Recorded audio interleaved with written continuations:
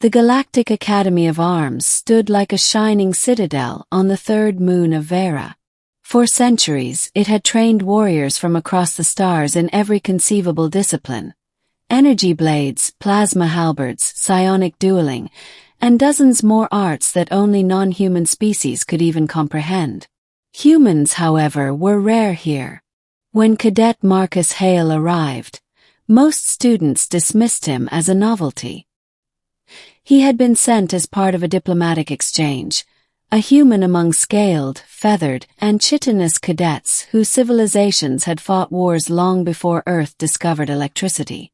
For Marcus, it wasn't about glory. He had grown up in a small Earth colony, learning to fence with antique blades his grandfather had collected. Old Earth steel, his grandfather used to say, taught discipline. Energy blades teach arrogance. Marcus carried those words with him when he walked into the training hall for the first time. The beginning, the prank. The hall was vast, filled with alien cadets sparring with glowing blades that hummed with lethal grace.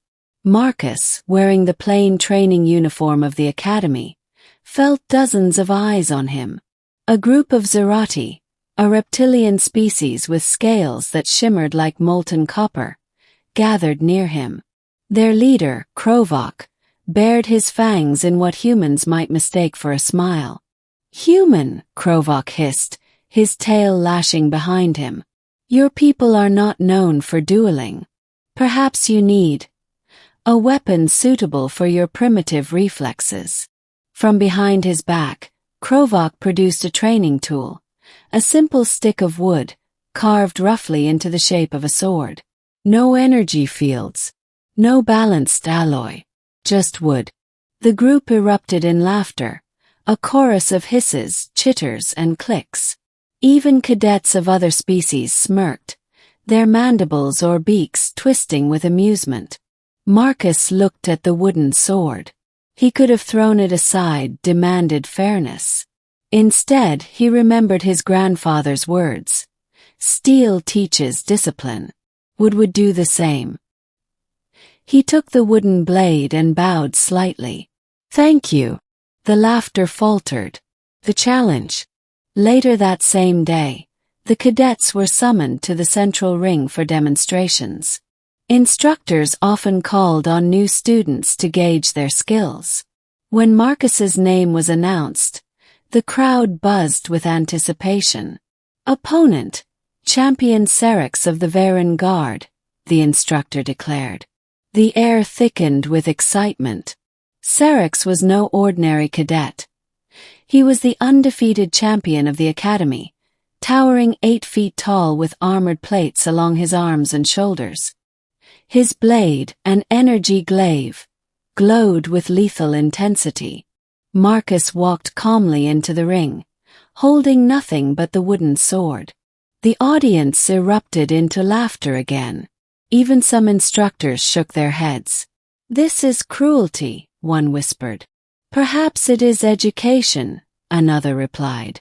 Serix lowered his glaive, confused. "Human, you wield a stick."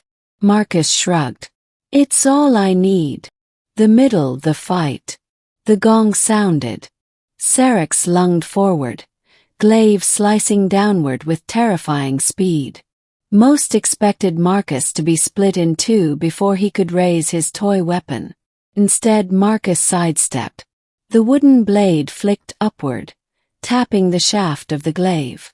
The angle changed just enough that Serix's strike crashed into the floor with a thunderous crack, gouging the stone. Gasps echoed through the hall. Marcus didn't attack immediately. He circled, wooden sword held loosely, his eyes sharp and focused. Serix snarled and swept his glaive in a wide arc. Marcus ducked low, the wooden blade smacking against Serix's wrist. Not hard enough to wound, but precise enough to numb the alien's grip. The champion stumbled a half-step back. "What trick is this?" Serix growled. "No trick," Marcus said softly. "Just timing." He remembered endless evenings sparring with his grandfather, learning how the old masters fought with weapons that required precision, not raw power. Energy blades cut for you, but wood or steel demanded you place the strike, control the rhythm, read the opponent. Syrinx roared and came again, striking with a blur of glaive techniques. Marcus deflected with minimal movements, each block a gentle redirection, each step a measured retreat. His wooden sword never glowed, but it struck again and again with small, humiliating taps, knuckles, forearms, joints.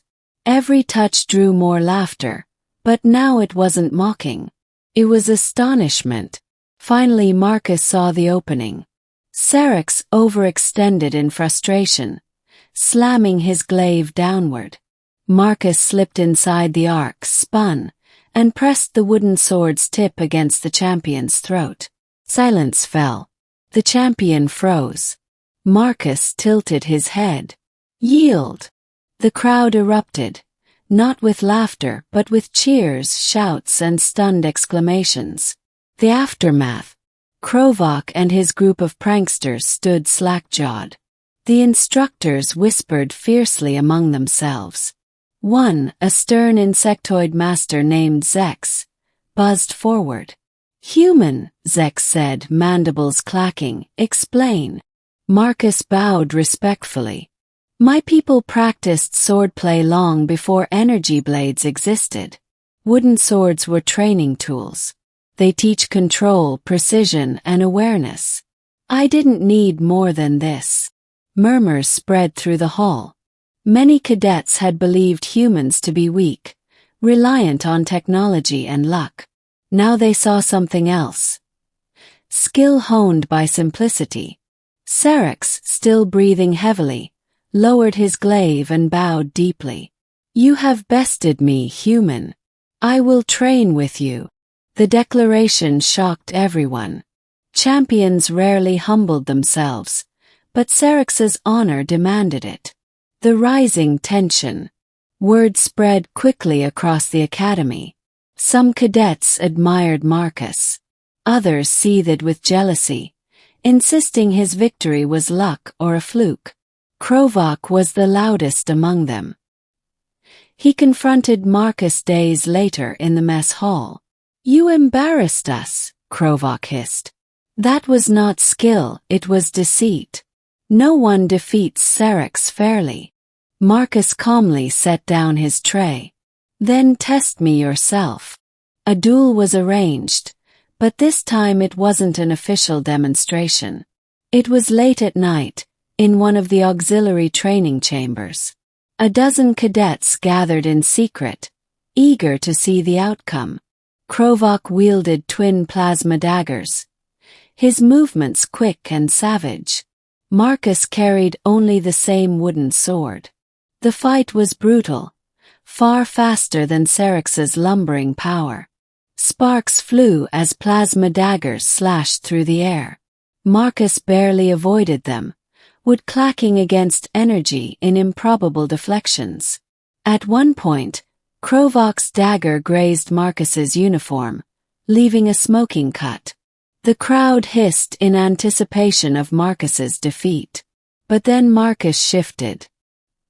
He changed rhythm, his wooden sword blurring in arcs too fast to follow. The daggers were batted aside, one by one. With a final strike, Marcus trapped both daggers against the wall and pressed the wood against Krovak's chest. Yield, Marcus said again. Krovak collapsed, gasping. The witnesses dispersed in stunned silence.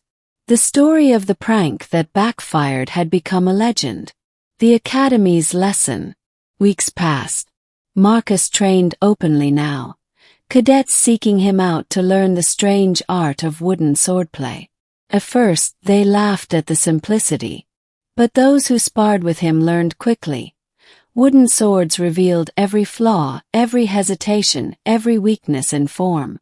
Even the instructors began incorporating primitive weapons into lessons, realizing the depth of control they demanded. One evening, Master Zex summoned Marcus privately.